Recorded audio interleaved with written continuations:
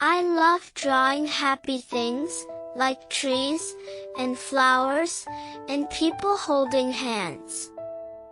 But somewhere in the world, the smiles are missing. Somewhere, bombs speak louder than bedtime stories. How do you explain war to a child? How do you tell them that people hurt each other, even though love is easier? War doesn't build. It breaks. It doesn't teach.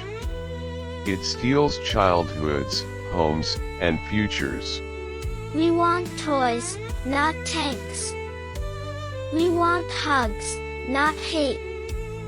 We want peace, not pain. If we teach our children kindness, if we choose love over anger, we build a world that lasts. A world without war. A world with a future. Let's choose peace.